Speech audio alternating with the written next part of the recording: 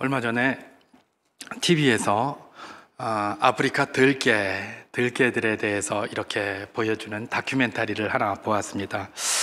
들개 이렇게 보면 뭐 우리 일반적인 개처럼 저렇게 멋지게 생긴 것도 아니고, 아프리카 들개를 이렇게 보면 좀 행색이 조금 좀 이상해 보입니다. 초라해 보이고, 그리고 이렇게 등치가 또 큰 것도 아니더라고요. 조그맣고 이렇더라고요. 그런데 이 아프리카 들개를 가만히 그들의 삶의 습성들을 가만히 보면서 놀라운 사실을 발견할 수가 있었습니다. 보통은 야생에서 짐승들이 예를 들면 나이가 많아서 기력이 떨어졌다던가 아니면 부상을 당했다던가 하면 일반적으로 죽습니다. 그렇죠? 여러분, 백수의 제왕이라고 알려진 사자, 그 사자가 어떻게 죽습니까? 뭐 다른 짐승하고 싸우다가 죽거나 이러는 경우는 잘 없다고 합니다. 그럼 어떻게 죽냐 그랬더니 그 사자 말입니다. 백수의 제왕 그 사자가 무슨 부상을 당하였거나 아니면 뭡니까? 나이가 많아서 기력이 떨어지거나 그러면, 특별히 그 사자 중에서 왕 중의 왕이라 할 수 있는 숫사자 말입니다. 어떻게 죽냐? 굶어 죽는다고 합니다. 굶어서. 놀랍지 않습니까? 굶어 죽는, 먹지 못해서 죽는 거예요. 그래서 백수의 왕이 먹지 못해서 죽어요. 그리고 또 그 공동체에서 또 쫓겨나요. 그래가지고 밖으로 빙빙 나돌다가 굶어서 그렇게 초라하게 죽어가는 것이죠. 근데 사실 사자뿐만 아니라 대부분의 많은 야생의 동물들이 그렇게 죽어갑니다. 그런데 이 들개들 말입니다. 아주 특이했습니다. 뭐 크지도 않고요. 군집도 그렇게 크지 않았습니다. 뭐 한 10마리 요렇게 모여서 이렇게 사는데, 이 가만히 들여다보니까 이 아프리카 들개 중에 부상을 당한 들개도 있고 늙어서 기운이 없는, 기력이 떨어진 그런 들개도 있었는데, 이들이 다 당당하게 살아가고 있는 겁니다. 그 속에서. 그래서 아니, 저 들개들이 저렇게 연약한 모습을 하고 어떻게 저렇게 황량한 야생 속에서 저렇게 무리와 군집을 이루며 계속해서 살아갈 수 있었을까? 가만히 들여다보니까 그들의 삶의 습성 속에서 그 원인을 발견할 수가 있었습니다. 그게 뭐냐? 이들이 사냥을 나갑니다. 사냥을 나가는 그 개들은 수컷개들, 아주 건강한 수컷개들이었습니다. 그리고 암컷개가 있었는데 출산을 한 개였습니다. 새끼들이 몇 마리 있고, 그러니까 사냥은 누가 나가냐? 이 건강한 수컷개들이 사냥을 하러 나갑니다. 그리고 그 거주지에는 누가 남아있느냐? 이 새끼들과 그 다음에 그 새끼를 낳은 암컷개와, 그리고 뭡니까? 부상을 당한 개, 그 다음에 나이가 많아서 기력이 없는 개, 이들이 남아서 그 거주지를 지키고 있는 거예요. 그러면 이들은 뭘 먹느냐? 자기들은 뭐 사냥을 못하니까 못 먹잖아요. 그죠? 그런데 이 개들이 먹는 방법이 아주 특이했어요. 그 사냥을 나간 그 수개들이 말입니다, 멀리 떨어져서 가서 짐승을 잡아서 여러 마리가 함께 매달려가지고 잡아가지고 사냥을 합니다. 어떻게 그 사냥한 그 먹이를 가지고 올까요? 그냥 끌고 올 수 없죠. 그냥 끌고 오다가 뭐 하이에나, 자기보다 한 2배쯤 되는 하이에나 만나면 다 뺏기고, 사자 만나도 다 뺏기고, 무슨 범 종류 만나도 아마 다 뺏길 겁니다. 이 개들이 아주 특이했습니다. 그걸 다 뜯어 먹는 거예요, 자기들이. 그 수컷들이 다 뜯어 먹어요. 그래서 배에다 가득 채워요. 배 채워서 이동을 하는 거예요. 배를 채워서 자기 거주지로 쫙 옵니다. 쫙 와가지고 조금 밥맛이 조금 떨어질 수도 있는데 그걸 다 토해냅니다. 거주지에 와서. 그러면 수북하게 토해내져 있을 것 아닙니까? 그걸 누가 먹냐? 제일 먼저 새끼가 먹습니다. 그리고 두 번째는 그 새끼를 낳은 암컷이 먹습니다. 그리고 암컷이 물러나고 나면 누가 먹느냐? 부상당한 개, 그 다음에 나이가 많아서 기력이 없는 개들이 먹습니다. 그리고 남으면 누가 먹습니까? 사냥에 나갔던 그 젊은 수개들이 그 마지막을 먹습니다. 놀랍지 않습니까? 사람들은 이런 세상을 만들기를 그렇게 구가하고, 하나님께서 이런 세상을 좀 만들어봐라 라고 하면서 사람들한테 그렇게 도전하는데, 가만히 살펴보면 사람들의 삶은 아프리카 들개만도 못한 것 같습니다. 정말 멋진 삶이에요. 그들이 비록 그렇게 강해 보이지 않고 그 연약해 보이는 무리를 가지고 어떻게 병자도, 그렇게 약한, 또 이 나이가 많아가지고 연로해서 그야말로 기력이 없는 자들도 함께 공존하며 살아갈 수 있었을까? 바로 이런 풍습에 있었던 것 같아요. 정확합니다. 계속해서 갖다 주니까요. 가서 먹으니까. 그러니까 그것 때문에 무너지지를 않는 겁니다. 이런 공동체. 그야말로 들깨들은 하나가 똘똘 뭉쳐서 서로 위하는 공동체였다는 것들을 얼마든지 발견할 수 있는 것입니다. 그래서 그런지요, 그들이 거기 뭐 나이가 많아서 기력이 없는 그런 개들이라든지 아니면 부상을 당한 개들이 그냥 가만히 나는 부상당했다, 나는 나이 많다 그러고 뒤로 나가 있는 게 아니었습니다. 그 거주지에 있으면서 그 새끼들도 같이 돌보고 말입니다.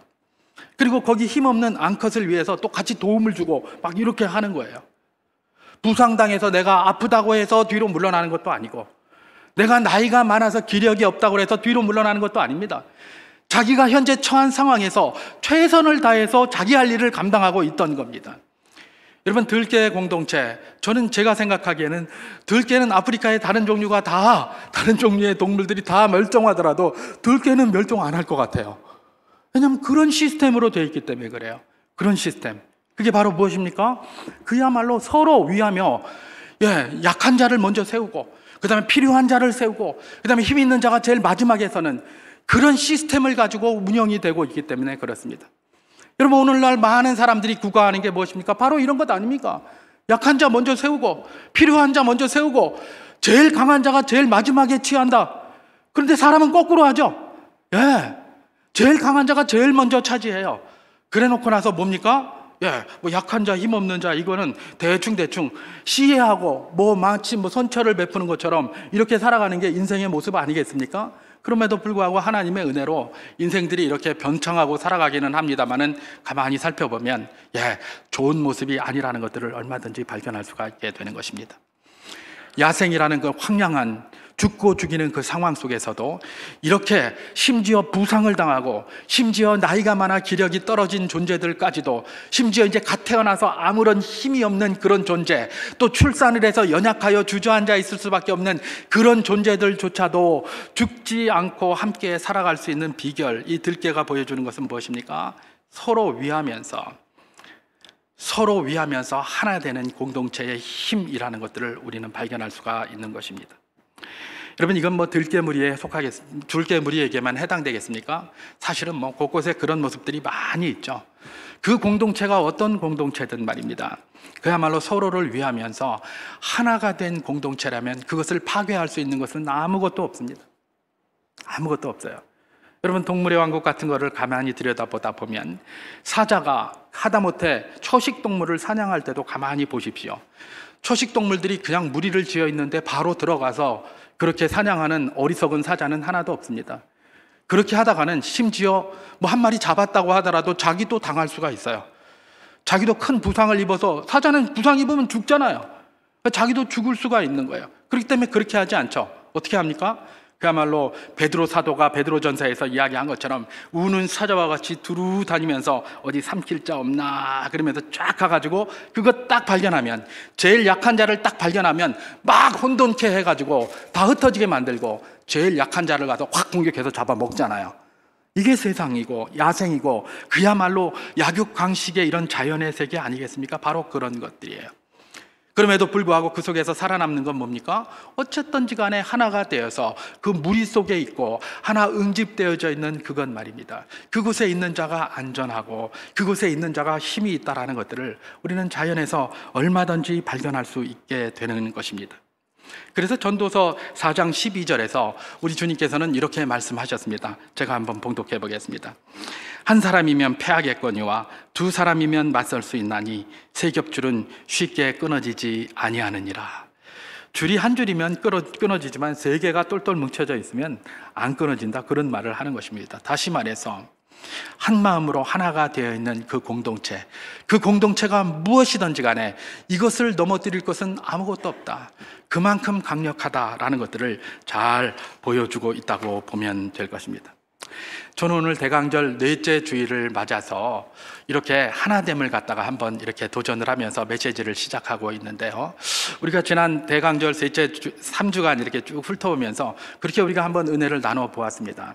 주님 다시 오실 때까지 우리는 선한 영적 싸움을 계속해서 해 나가야 되는데 어떻게 싸움을 싸워 나가야 된다고 했습니까?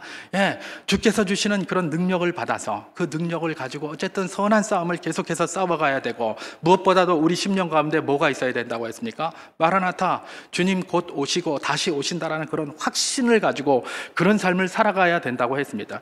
그렇게 사는 사람들한테는 주님께서 도적같이 임하시는데, 도적같이 임한다고 하시더라도 아무런 문제가 없다고 그랬죠. 그게 지난 3주간 우리가 살펴본 그런 메시지의 내용들입니다. 그런데 이 메시지는 가만히 살펴보면 개인에게 이제 많이 해당이 되는 것들입니다. 우리 그리스도인 각자의 개인이 이렇게 살자라는 그런 도전이었고, 그렇게 살아야 된다는 내용이었다면, 오늘은 대강절 마지막 주일로서 이제 우리 수정교회 공동체, 교회 공동체에게 도전하시는 하나님의 말씀을 한번 살피면서 잠깐 여러분과 이 대강절 마지막 주일의 은혜를 나눠보기를 원하는데요. 이 하나됨이 뭡니까? 결국은 제가 전하고자 하는 말씀이 그것입니다. 하나님은 우리 수정교회 공동체가 똘똘 뭉쳐서 그야말로 사랑으로, 그야말로 서로 마음을 합하여 하나가 되기를 원하신다. 바로 그것을 전하고 싶어서 제가 그렇게 앞에 서두를 그런 것들로 메시지를 열어보았던 것입니다. 여러분, 우리 교회가 왜 하나가 되어야 합니까? 예, 우리가 잘 알고 있는 것처럼 주님 다시 오시는 그날까지 우리의 삶의 모든 삶의 상황은 어떤 상황입니까? 영적인 전쟁 상황입니다. 믿습니까? 날마다 우리는 영적인 전쟁을 하고 있어요. 이 전쟁에서 승리하기 위해서는 어떻게 하는 겁니까? 예, 하나가 돼야 되는 거예요. 마음을 합하여 하나를 이루어야 되는 겁니다. 그렇기 때문에 이 하나가 굉장히 중요한 것이고, 우리 주님께서는 오늘 본문의 말씀을 중심으로 해서 우리에게 수정교회가 좀 하나가 돼서 내가 다시 갈 때까지, 그때까지 그렇게 하나된 모습으로 영적 전쟁을 잘 수행해 주기를 바란다 라는 그런 말씀으로 받으면 손색이 없을 것 같다는 그런 생각이 듭니다.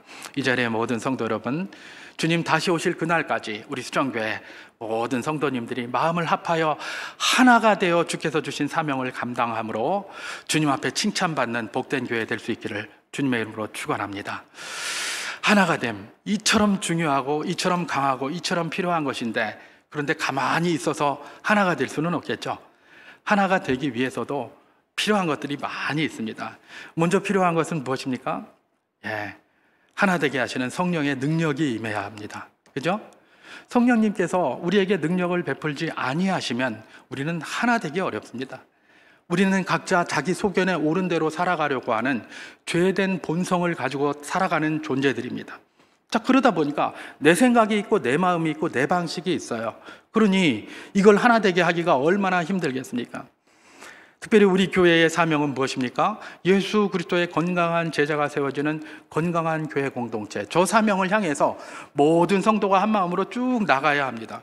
그런데 이게 사람마다 생각이 달라요. 그러면 어떻게 되겠습니까? 아니, 나는 꼭 굳이 예수 그리스도의 건강한 제자 세울 필요 뭐 있노? 이렇게 생각할 수도 있는 거예요. 얼마든지 그게 있어요. 그렇기 때문에 어떻게 해야 되는 것입니까? 성령께서 우리 마음과 생각을 지켜주셔야 되는 거예요. 하나 되게 하셔야 되는 거예요. 그래서 우리가 뭘 하는 거냐? 교회에서 늘 강조하는 바 기도하는 겁니다. 주님의 은혜와 주님의 뜻을 따라 우리 모든 성도들이 한 마음 되게 하여 주시옵소서. 하나 되게 해달라는 그런 기도, 성령의 능력을 의지하는 기도를 겸손하게 드려야 하는 것이 우선입니다. 자, 성령의 역할이 그렇게 있습니까? 우리에게도 여전히 역할이 남아있겠죠. 우리도 그러면 주님 다시 오실 때까지 우리 수정교회가 하나가 되어서 하나의 힘으로 나아가야 될 텐데, 그러면 우리 성도들이 해야 될, 또 우리 교회에 속한 모든 분들이 해야 될 일들은 무엇인가 말입니다. 바로 그것을 오늘 이 시간에 한번 살펴보기를 원하는 것인데, 여러 가지가 있겠습니다만은 오늘 본문을 중심으로 해서 몇 가지만 살피면서 대강절 마지막 주일 은혜를 나눠보고자 합니다. 자, 우리 수정교회 주님 다시 오실 때까지 건강한 교회로 하나 되어 나아가야 되는데, 이 하나됨을 위하여 우리 교회가 붙들어야 할 것이 무엇인가? 먼저는 어떤 것이 되겠습니까? 교회를 섬기는 리더들과 온 성도가 좋은 관계를 가지고 있어야 됩니다. 좋은 관계를 붙잡아야 돼요. 리더들과 모든 그분들을 따르는 모든 성도들이 한 마음 한 뜻으로 그렇게 돼야 돼요. 그래야만 이것이 하나가 될 수가 있습니다. 오늘 본문 데살로니가 전서 5장 12절과 13절 말씀을 제가 한번 봉독해 보도록 하겠습니다. 형제들아, 우리가 너희에게 구하노니 너희 가운데서 수고하고 주 안에서 너희를 다스리며 권하는 자들을 너희가 알고 그들의 역사로 말미암아 사랑 안에서 가장 귀히 여기며 너희끼리 화목하라, 이렇게 말씀하고 있습니다. 여기에서 사도 바울은 데살로니가 교회를 향해서 너희 가운데 수고하고 주 안에서 너희를 다스리는 자들을 알아주고 또 사랑으로 사랑 안에서 그들을 가장 귀하게 여겨라, 이렇게 얘기를 합니다. 다시 말해서 교회의 리더들을 어떻게 하라? 그들의 수고를 알아주고 그들을 가장 귀하게 여기라, 그렇게 이야기를 하고 있는 것입니다. 그럼 교회의 리더들이 누구인가? 오늘 데살로니가 교회의 리더들은 우리 사도행전 17장에 보면 야손이라는 사람이 나옵니다. 야손. 그리고 사도행전 20장에 보면 아리스타고라는 사람도 나오고요, 세군도라는 사람도 나옵니다. 이 야손과 아리스타고, 세군도와 같은 사람들이 바로 데살로니가 교회의 리더였습니다. 이들의 수고를 알아주라는 겁니다. 그리고 그들을 사랑 안에서 가장 귀히 여기라, 그렇게 이야기를 하는 겁니다. 사도 바울이 왜 교회의 리더들, 이 교회의 리더들을 이렇게 섬기라고 하는가? 왜 이렇게 알아주라고 하는가? 그들의 수고를 왜 이렇게 알아주라고 하는가? 여러분, 그 시대의 교회의 리더라면 어떤 의미가 있겠습니까? 오늘날에도 적지 않지만 그 시대의 교회의 리더라는 것은 곧 내 죽음을 담보하고 있다라고 보면 됩니다. 교회의 리더가 된다는 것은 나는 이제 죽는 길로 간다라고 생각하면 정확합니다. 그렇기 때문에 리더의 자리에 앉는다는 것이 결코 쉽지 않고 그들의 수고가 이만저만이 아니었습니다. 특별히 사도행전 17장에 나오는 야손 말입니다. 제가 지난 주일 설교할 때에 데살로니가 교회가 어디에 세워졌다고 그랬죠? 야손의 집에서 세웠다고 그랬습니다. 야손의 집이 데살로니가 교회의 모체예요. 그 집에서 예배가 시작이 된 거예요. 근데 사도행전 17장에 보면 말입니다, 유대인들의 박해가 일어났는데 야손을 엄청나게 두들겨 팹니다. 그냥 죽도록 두들겨 패고 야손을 두들겨 팰 동안 사도 바울이 살짝 도망을 갑니다. 그게 사도행전 17장에 나와요. 사도행전 17장에 보면 야손, 그 교회 리더의 고통이 어떤 것인지를 보여주고 있는 겁니다. 야손은 그랬습니다. 교회의 리더는 그렇게 수고를 많이 하는 자들이었기 때문에 주님께서 뭐라고 얘기를 합니까? 그들의 수고를 좀 알아주라는 겁니다. 알아주라는 거예요. 여러분, 오늘날의 교회의 리더는 누구겠습니까? 우리 교회 중직자, 장로, 권사, 또 집사님들이 다 리더에 해당될 것입니다. 뿐만 아니라 우리 구역장님들, 뿐만 아니라 우리 각 기관의 임원들, 이분들이 다 리더입니다. 여러분, 이분들의 수고가 많습니다. 우리도 해봤잖아요, 그죠? 수고가 굉장히 많아요. 광고에도 나오지만은 어제 그저께 우리 교회에 김치 담갔습니다. 1월 둘째 주일부터 이제 식사를 해야 되기 때문에 김치를 담갔는데요. 그게 쉬운 일입니까? 요즘 자기 집에도 김치 안 담잖아요. 피곤해 죽겠는데 이게 김치를 담노? 그냥 사서 먹지.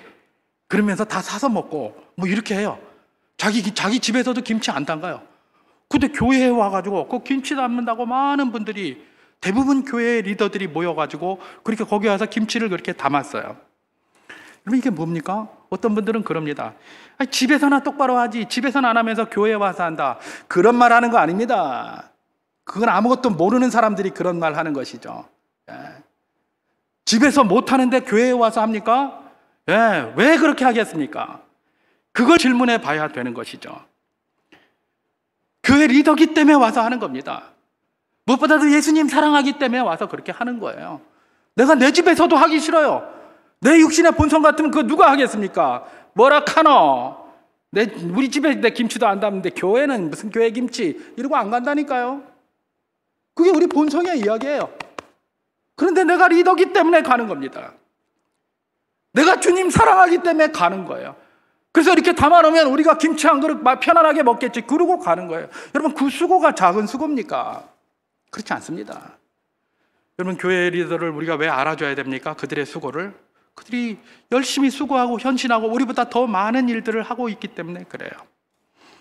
흔히 그런 말들 많이 합니다. 아이고, 장로가 이래야 되고, 권사가 이래야 되고, 집사가 이래야 되고, 그래야 합니다. 장로된 분들, 권사된 분들, 집사가 된 분들은 그렇게 생각하는 게 좋습니다. 근데 다른 사람이 그런 말 하면 안 됩니다. 그들의 수고를 당연한 것으로 받으면 안 됩니다. 그게 왜 당연한 겁니까? 내 집에서도 안 하는데요. 그렇잖아요. 왜 그분들이 거기 와서 수고하는 걸 당연하게 생각합니까? 당연한 게 아닙니다. 그걸 당연하게 받으니까 뭐가 이러네 저러네 하면서 막 하는 거예요. 무슨 소리를요? 당연한 게 아니에요. 본인은 당연하다고 생각해야 합니다. 그러나 옆에서 함께 있는 사람들, 또 그분들의 섬김을 받는 모든 사람들은 어떻게 생각해야 되는 것 아닙니까? 생각해야 되는 겁니까? 이건 당연한 것이 아닌데 저분들이 특별히 우리를 위해서 헌신하는 거다. 이렇게 받아야 은혜로운 삶이 되는 것입니다. 그게 교회의 성도들이 교회의 리더들과의 관계, 알아주는 관계에 들어가는 아주 중요한 요소가 될 것입니다. 세상에 그렇게 하지 않는 사람 너무나 많습니다. 그런데 그걸 너는 이렇게 해야 되지 않겠느냐? 아니요. 그렇게 해야 될 의미는 없습니다. 그 당연한 게 아니에요. 내가 리더기 때문에 헌신하는 겁니다. 내가 리더니까 그렇게 하는 거고, 내가 주님 사랑하니까 그렇게 하는 거예요. 여러분, 요한복음 21장에 보면 이런 말씀이 있습니다. 우리 주님께서 부활하신 후에 사도 베드로를 찾아갑니다. 그래서 베드로에게 그렇게 묻습니다. 요한의 아들 시몬아, 내가 나를 사랑하느냐? 그랬더니 베드로가 뭐라고 대답합니까? 그렇습니다. 내 양을 먹이라. 내 양을 치라. 내 양을 먹이라. 3번이나 똑같이 그렇게 질문을 했습니다. 똑같이 대답을 했고 똑같이 그렇게 했어요. 왜 예수님께서 3번 질문했고 베드로가 3번 대답했느냐? 이것에 대해서 학자들과 주석가들과 또 우리가 전통적으로 알고 있는 생각들은 무엇입니까? 베드로가 3번 부인했기 때문에 주님께서 3번 하신 것이다 라고 그렇게 이야기를 하고 그게 맞을 것입니다. 근데 저는 거기서 조금 다른 관점으로도 한번 볼 수 있다고 생각합니다. 왜 주님께서 3번을 이 똑같은 질문을 하셨고 베드로로 하여금 3번이나 똑같은 대답을 하게 하셨는가? 내 양을 먹이고 내 양을 치고 내 양을 먹이라는 건 교회의 리더의 활동을 이야기를 합니다. 이건 교회의 리더의 활동이 쉽지 않고 수고롭다는 것을 이야기합니다. 의미합니다. 교회의 리더의 사역이 쉽다면 그렇게 할 필요가 없어요. 교회의 리더의 사역은 쉽지 않고 힘들어요. 모든 일에서 리더들이 힘들어요. 모든 일에서 리더들이 앞장서야 되고요. 힘들어요. 그래서 우리 육신의 본성을 따라서는 그렇게 할 수가 없는 거예요. 언제 할 수 있는 거예요? 예수님 사랑할 때만 할 수 있는 거예요. 그러니까 내가 나를 사랑하느냐? 묻는 거예요. 예, 사랑합니다. 리더 일을 해라. 내가 나를 사랑하느냐? 예, 사랑합니다. 리더 일을 해라. 내가 나를 사랑하느냐? 예, 사랑합니다. 그렇다면 리더 일을 해라. 이렇게 이야기를 하는 거예요. 이걸 몇 번 하셨다고요? 3번 하셨다는 겁니다. 제가 늘 말씀드리지만 3번이라는 것은 무엇입니까? 완전 충분히 그 얘기를 하셨다는 겁니다. 충분히 베드로가 온 마음과 정성을 다해서 대답할 수 있도록 내가 나를 사랑하느냐를 질문하셨고 네가 사랑한다면 교회 리더 일을 해라. 그 일을 하신 것입니다. 리더 일은 쉬운 일이 아닙니다. 수고가 이만저만이 아닙니다. 리더가 되었다면 하고 싶은 것도 못할 때가 많습니다. 하기 싫은 것도 해야 될 때가 많이 있습니다. 그럼에도 불구하고 리더기 때문에 감사함과 당연함으로 그 길을 걸어가는 것이지 그게 당연해서 그렇게 하는 것은 아닙니다. 우리가 이 사실을 늘 알고 교회의 리더들을 알아주시기를 주님의 이름으로 축원합니다. 교회의 리더들이 스스로 나를 알아달라 이런 소리 하면 안 되겠죠. 그들은 상관없다, 이건 당연히 내가 해야 될 일이다 라고 하고 나가겠지만 또 그들의 섬김을 받는 우리 모두는 어떻게 해야 되는 겁니까? 알아줘야 되는 겁니다. 귀하게 여겨야 되는 겁니다. 제가 늘 싫어하는 일이 있다고 그랬죠. 뭡니까? 교회에서 뭘 하고 나면 에이 천국 가서 복 받지, 이런 말은 누가 하는 거라고요? 그 수고한 그 사람이 하는 말이에요. 옆에서 수고 받는 사람들이 천국 가서 복 받으면 되지, 이건 아주 무슨 말입니까? 예, 속된 말로 네 가지 없는 말입니다. 네 가지 없는 말. 자기들이 능히 해야 될, 알아줘야 될 그 알아줌을 안 알아주고 나서 그걸 전부 그렇게 치장을 하는 것입니다. 여러분, 교회 리더 쉽지 않은 길을 걸어가는 분들입니다. 알아주시기를 바랍니다. 귀하게 여길 수 있기를 주님의 이름으로 축원합니다. 그것이 가장 기본입니다. 그리고 교회의 리더들은 또 어떻게 해야 되겠습니까? 교회의 리더들은 어떻게 해야 되는지에 대해서는 사도 베드로가 베드로전서 5장 2절에서 3절에 잘 기록하고 있습니다. 제가 한번 봉독해 보도록 하겠습니다. 너희 중에 있는 하나님의 양무리를 치되 억지로 하지 말고 하나님의 뜻을 따라 자원함으로 하며 더러운 이득을 위하여 하지 말고 기꺼이 하며 맡은 자들에게 주장하는 자세를 하지 말고 양무리의 본이 되라. 그렇게 얘기를 합니다. 리더들은 내가 리더니까 무조건 날 좀 알아줘라 이렇게 하는 게 아니라는 겁니다. 시키는 대로 하지. 목사가 하나님의 말씀을 전하는데 목사가 시키는 대로 하지. 뭐 막 이래요. 그렇게 하지 말라는 겁니다. 양물의 본이 되라는 겁니다. 본이 되라는 거예요. 양무리의 본이 된다는 것이 무엇일까요? 예수님처럼 살라는 겁니다. 예수님이 양무리의 본 아닙니까? 예수님이 양무리의 본이에요. 우리가 예수 그리스도의 장성한 분량이 충만한 데까지 이루어야 되잖아요. 우리의 본은 누구입니까? 예수 그리스도예요. 양무리의 본이 되라는 말은 무엇입니까? 예수 그리스도처럼 살아라는 겁니다. 리더들은 어떻게 해야 됩니까? 예수 그리스도처럼 살아야 돼요. 그것이 리더들이 해야 될 일이에요. 여러분, 리더의 권위는 어디에서 나오는 겁니까? 직분에서 나오는 겁니까? 목사라는 직분에서 리더의 권위가 나옵니까? 그렇지 않습니다, 여러분. 직분은 직분일 뿐이지 거기에 권위가 나오는 것은 아니에요. 리더의 권위는 어디에서 나오는 겁니까? 예수님을 얼마나 닮았냐에서 나오는 겁니다. 예수님을 닮은 모습에서 그렇게 닮아가면 그가 직분이 누구인가와 상관없이 존경받게 되어 있습니다. 그게 하나님의 말씀이에요. 하물며 리더겠습니까? 리더가 수고하면서 예수님 닮아가려고 섬김과 희생을 팔로워들에게, 따라오는 모든 성도들에게 그렇게 베풀려고 하는 그런 모습을 통해서 뭐가 나타나는 겁니까? 그야말로 권위가 나타나는 것이고, 모든 리더들을 따르고자 하는 그런 성도들의 마음이 생기는 것입니다. 우리 수정교회, 주님 다시 오시는 그날까지 교회 리더와 다른 모든 성도들이 정말 아름다운 관계가 되기를 소망합니다. 그것은 서로 알아주고 서로 사랑하고 희생하고 섬기는 그런 관계 속에서 하나님의 역사를 이뤄낼 수 있는 복된 교회 될 수 있기를 주님의 이름으로 축원합니다. 자, 그러면 주님 다시 오실 때까지 또 하나 우리가 집중하고 붙들어야 될 것이 있는데, 그것은 무엇인가? 이제 리더들하고 성도들과의 관계였다면 성도와 성도 상호 간의 관계를 또한 붙들어야 할 것입니다. 성도와 성도 상호 간의 관계에 대해서는 우리가 아까 읽은 그런 본문 마지막 13절 마지막 부분에 너희끼리 화목하라 그렇게 얘기를 했습니다. 화목하게 지내는 게 가장 기본입니다. 성도와 성도 간의 관계에 있어서는 화목이 가장 기본이에요. 여러분, 교회에 자꾸 다툼이 있습니까? 그 하나 될 수 없습니다. 성도들 간에 다툼이 있습니까? 하나 될 수 없습니다. 절대로 하나 될 수 없습니다. 다투면 안 됩니다. 다투지 말고 화목해야 하는 겁니다. 이게 쉽지 않아요. 그러니까 성경에서 화목하라고 하는 겁니다. 죄된 본성을 가지고 자기 소견에 옳은 대로 살아가는 것이 인생이기 때문에 화목하는 게 쉽지 않아요. 그래서 성경이 자꾸 화목하라는 겁니다. 그래서 성경이 자꾸 하나 되라는 겁니다. 그래서 성경이 자꾸 함께하고 화목하라는 거죠.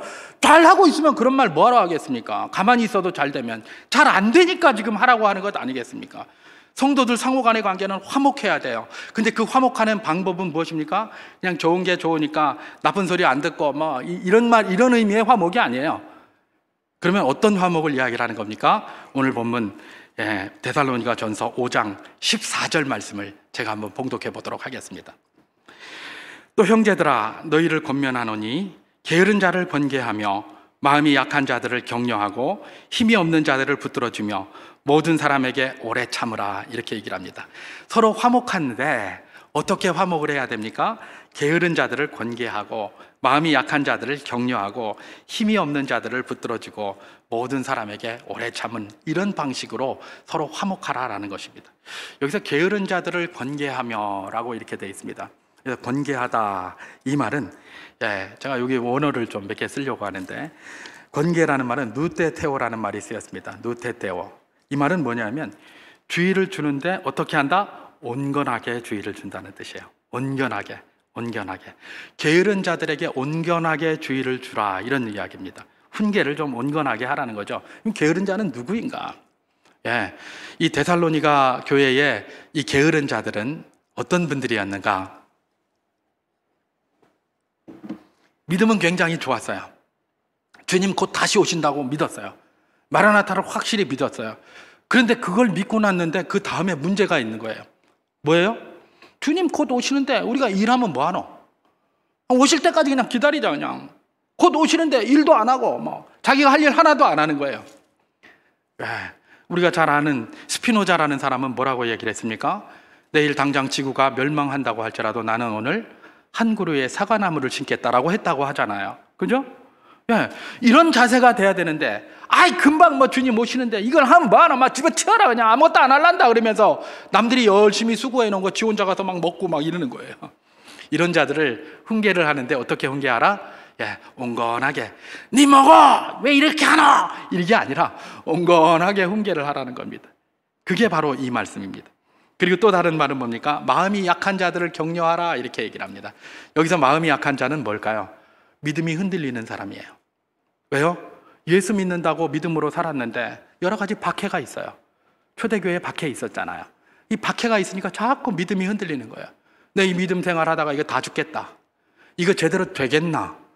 주님이 오신다고 하는데 언제 오시노? 이거 뭐 되겠나? 이래서 마음이 자꾸 흔들리는 거예요. 이들을 어떻게 하라고 얘기를 합니까? 격려하라, 이렇게 얘기를 합니다. 격려하라. 여러분, 이 격려하라는 말, 이게 우리 번역이 이렇게 됐는데, 격려하다 이러니까 우리가 뭔가 말로다가 막 이렇게 용기를 주고 막 이래야 될 걸로 생각을 해요. 근데 사실은 이 격려하라라는 이 말의 원어는 뭐가 쓰였냐면 파라뮤테테오라는 말이 쓰였습니다. 파라뮤테테오. 여러분, 우리가 전자기기 같은 거 이런 거 있습니다. 거기에 소리가 안 나게 할 때 누르는 스위치가 뭐죠? 뮤트예요, 뮤트. 그죠? 뮤트를 누르면 소리가 나지 않습니다. 뮤테테오가 뮤트하고 같아요. 거기에서 나온 말이에요.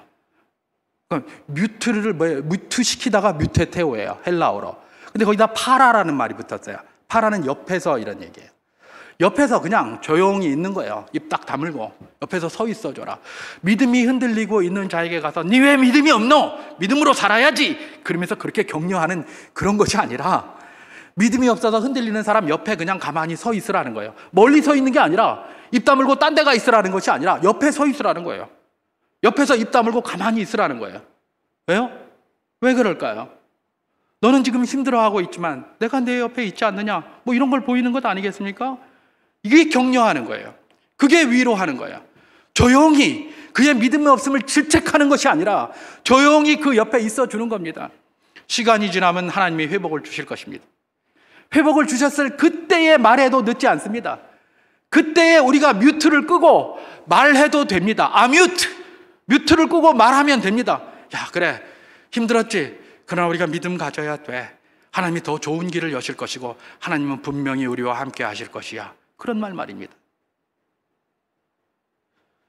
마음이 연약한 자들, 약한 자들을 격려하라. 그저 옆에서 가만히 서 있어 주라는 겁니다. 참 믿음 없이 하면서 피하라는 게 아닙니다. 그 옆에 가 서 있어 주라는 겁니다. 계속해서 옆에 서 있어 주는 것, 이것이 바로 성도들과의 주요한 관계의 형성에 필요한 것이다라고 이야기를 하는 것이죠. 또 힘이 없는 자들을 붙들어 주라, 이렇게 얘기를 합니다. 여기서 힘이 없는 자들은 뭐 여러 가지 궁핍한 자들이 되겠죠. 가난할 수도 있고 건강이 나쁠 수도 있고 또 여러 가지 그런 궁핍한 상황에 있는 자들이에요. 이들을 붙들어 주라고 얘기를 합니다. 이 붙들어 주다라는 말도 아주 재밌어요. 헬라어 안티에코예요. 그래서 안티에코가 붙어가지고 안테코라는 말이 쓰였어요. 안티에코는 뭐냐? 에코가 붙잡다라는 뜻이에요. 근데 안티는 뭐죠? 반대잖아요. 그죠? 반대해서 붙잡는 거예요. 그러니까 이 사람이 힘이 없어서 일로 쓰러지려고 하니까 반대해서 딱 붙잡아서 이렇게 안 쓰러지게 딱 붙잡아 주는 거예요. 여러분, 쓰러지려고 하는 사람을 안 쓰러지게 붙잡으려면 내가 힘이 들겠습니까? 안 들겠습니까? 들지요. 사람 옆에서 부축해 보십시오. 얼마나 힘이 듭니까? 그죠? 그러니까 쓰러지려고 하는 사람 안 쓰러지게 부축해 주려면 굉장히 많이 힘이 듭니다. 성도들 간에 그렇게 하라는 겁니다. 이 말은 누군가가 결핍해서, 누군가가 궁핍해서 쓰러지려고 할 때 성도들이 당면해서 해야 될 것이 무엇입니까? 우리가 그를 위하여 기도해 줄 수도 있고 그를 권면해 줄 수도 있고 격려해 줄 수도 있고 중보해 줄 수도 있습니다. 뿐만 아니라 내가 할 수 있는 범위, 내가 힘쓸 수 있는 범위에서 그에게 실질적인 도움을 줘야 된다는 걸 이야기를 하고 있습니다. 성도는 무엇입니까? 쓰러지려고 하는 자에게 내가 할 수 있는 범위 내에서 실질적인 도움을 주며 서로 세워주는 겁니다. 그리고 이 모든 것들은 인내하지 않으면 할 수가 없는 것이죠. 게으른 자에게 건계할 때에 게으른 자가 막 대들고 이러면 또 안 되고, 그죠? 아무리 해도 밑빠진 독에 물 붓기 같고 이러면 낙심하기 쉽습니다. 그래서 주님께서는 뭐라고 얘기를 합니까? 인내하는 자가 되라, 이렇게 이야기를 하면서 성도 간의 상호 관계를 이야기해 주고 있는 것입니다.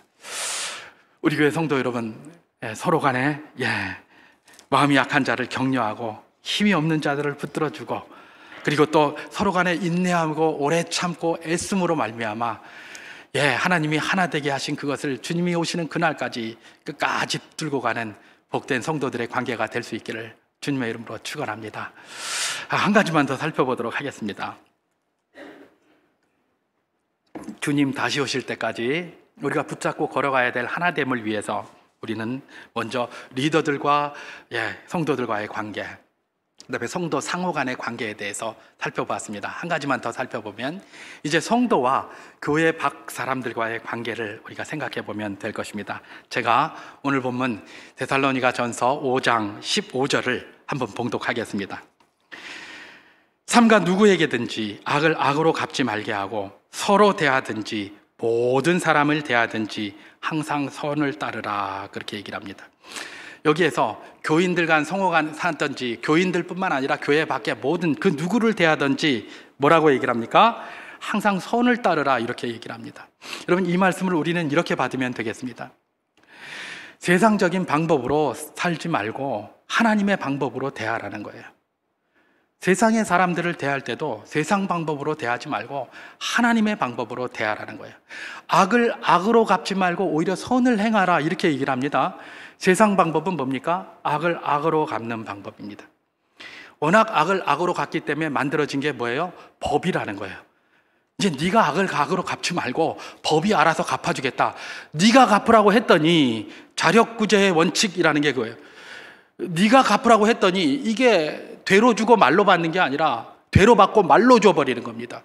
그러니까 그렇게 하지 말고 눈에는 눈, 이에는 이 같은 것만 하든지 아니면 네가 하지 말고 법으로 하자, 이렇게 해서 법이 만들어져서 법이 진행이 되고 있는 것이거든요.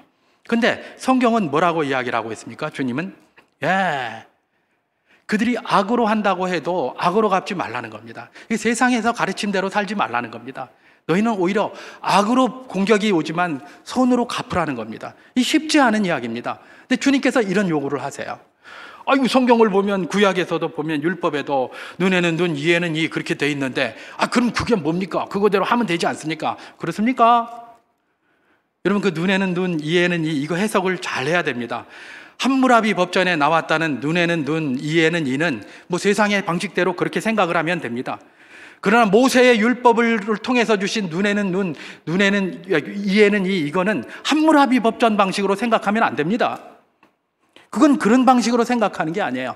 그래서 신학자들은 보통 이걸 동해보복법 이렇게 이름을 붙이는데 저는 동해보복법보다는 오히려 동해배상법으로 붙이는 게 더 옳다라고 개인적으로는 그렇게 생각을 하고 있습니다. 그런 방법이 아니고 주님께서는 이 자체를 이미 폐기하셨어요. 어디서 폐기하셨습니까? 마태복음 5장 38절 39절에서 그 자체를 폐기하셨죠. 제가 한번 봉독해 보도록 하겠습니다. 또 눈은 눈으로 이는 이로 갚으라 하였다는 것을 너희가 들었으나 나는 너희에게 이르노니 악한 자를 대적하지 말라. 누구든지 내 오른편 뺨을 치거든 왼편도 돌려대며, 이렇게 얘기를 했습니다. 눈은 눈으로, 이는 이로 갚으라는 소리를 율법을 통해서 배웠다고 너희가 들었다. 근데 그게 맞다? 아니다. 나는 너희에게 이른다. 그건 잘못된 거다, 그런 이야기입니다. 내가 다시 해석해 줄게 라고 하면서 뭐라고 얘기를 하는 겁니까? 악한 자를 대적하지 말아라. 오히려 누구든지 네 오른뺨을 치거든 왼뺨을 돌려대라, 이렇게 얘기를 하는 겁니다. 세상이 악으로 공격한다고 할지라도 너는 악으로 받지 말고 선으로 갚으라, 그렇게 이야기를 합니다. 이것이 바로 무엇입니까? 우리 그리스도인이, 교회가 세상과의 관계에서 설정해야 될 설정 기준이라는 것입니다. 쉽지 않습니다. 왜요? 우리도 본성이 있잖아요. 한 대 맞았으면 한 대 때리고 싶잖아요. 그리고 악을 갚고 싶은 게 우리의 본성 아닙니까? 막 그래야 시원하지 않습니까? 근데 그렇게 하지 말라고 하니까 이게 죽겠는 겁니다. 이게 힘들고요. 그러나 주님께서는 그 길을 걸어가라고 하시는 것입니다. 우리는 흔히 그렇게 생각합니다. 우리가 세상에 선을 베풀고 선한 빛을 비춰야 세상 사람들이 그것 보고 우리를 따라 믿을 것 아니냐, 우리에게 감동해서 믿을 것 아니냐, 뭐 그렇게 합니다. 예, 맞습니다. 너희가 선한 빛을 비추면 세상 사람들이 그것을 보고 하나님께 영광을 돌리게 될 것이다. 근데 여러분, 이 배경을 잘 알아야 됩니다. 이거는 유대 공동체라는 모두 하나님 믿는 사람들을 대상으로 한 거예요. 우리 같이 이방 세계에 이런 것들을 이야기한 게 아닙니다. 우리가 잘 알아야 됩니다. 사회복음주의에 우리가 너무 많이 빠져서 이걸 잘못 생각하고 잘못 해석하는 경우가 지금까지 있었고 지금도 있습니다. 여러분, 우리가 세상에 선을 베풀어야 합니다. 세상이 우리에게 비록 악을 행할지라도 선을 베풀어야 해요. 그것은 세상을 감동시키기 위해서 그러는 게 아닙니다. 그렇게 하면 세상이 감동할 수도 있어요. 근데 저는 그들은 그렇게 해서 감동해서 주 안으로 돌아오는 자들은 택한 자들이라고 생각합니다. 나머지는 뭡니까? 세상은 감동 잘 안 합니다. 우리가 그렇게 해도 그들은 오히려 조롱할지도 모릅니다. 예, 세상은 원래 그리스도인을 욕하게 돼 있고 욕 먹게 돼 있어요. 그게 본성이에요. 우리가 그들의 눈치를 보고 그들에게 감동을 줘서 어떻게 해버리라? 아닙니다. 그러나 우리는 세상에 선을 베풀어야 합니다. 왜요? 하나님의 명령이니까. 우리가 세상의 눈치 보고 세상에 잘 보이려고 그렇게 세상에다가 선을 행하는 게 아닙니다. 하나님이 그렇게 하셨기 때문에 세상을 섬기는 것이고 세상에 선을 베푸는 것이고 세상에 빛을 비추는 것입니다. 그들이 우리가 잘해주면 예수 믿고 이렇게 교회에 들어오지 않겠는가? 말짱 성경 말씀하고는 전혀 상관이 없는 이야기입니다. 그렇게 하면 하나님께서 그들의 마음을 열어주실 수 있습니다. 그래서 올 수도 있어요. 근데 그런 목적이 아니라 우리는 무엇입니까? 어제나 오늘이나 내일이나 항상 하나님의 말씀 위에 서야 되는 겁니다. 우리가 하나님 눈치를 봐야 합니다. 세상 눈치 보는 게 아닙니다. 요즘 교회가 너무 세상 눈치를 보고 세상에서 이렇게 얘기를 하면 이러고 저러고 넘어지고 저러고 넘어지고, 세상은 욕 잘합니다. 네가 하나님 말씀대로 산다고 하더니 왜 하나님 말씀대로 안 사느냐? 우리가 살든지 안 살든지 자기들이 뭔데? 누가 그걸 평가할 수 있는 권한을 그들에게 줬습니까? 아무도 그들에게 주지 않았습니다. 그 평가 권한은 누가 가지고 있습니까? 오직 하나님만 가지고 계신 줄 믿으시기 바랍니다. 이 사실을 우리가 기억해야 되는 겁니다. 당당해야 합니다. 세상에 대하여 당당하십시오. 위축되지 마십시오. 특별히 우리 젊은이들 위축되지 마십시오. 당당하십시오. 우리는 하나님의 말씀이기 때문에 세상을 섬기고 이웃을 섬기고 사랑하고 그들이 악을 베풀어도 선을 베푸는 것입니다. 그들에게 잘 보이려고, 그들을 어떻게 눈치 좀 마음을 녹여서 이렇게 하려고, 아닙니다. 절대로 안 녹습니다. 우리 하나님이 그들의 마음을 만지지 않는 한 절대로 녹지 않는다는 것을 기억하시는 복된 분들 될 수 있기를 주님의 이름으로 축원합니다. 우리는 세상을 섬겨야 합니다. 악을 던지는 세상에 선으로 갚아야 합니다. 왜요? 하나님이 그렇게 명령하셨기 때문에, 하나님이 그런 말씀을 우리에게 주셨기 때문에 그렇게 하는 것입니다. 세상 사람들의 눈이 두려워서도 아니고 그들에게 잘 보이려고 하는 것도 아닙니다.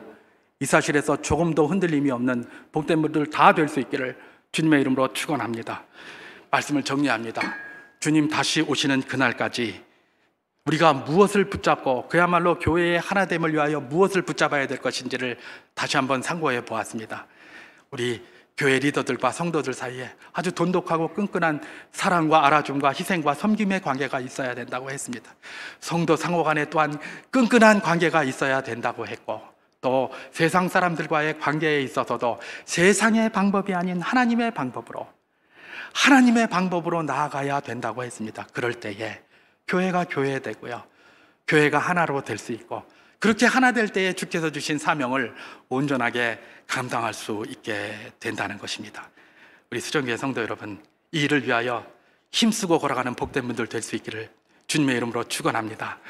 때로는 부족하고 연약할 때 많고 잘 안 됩니다.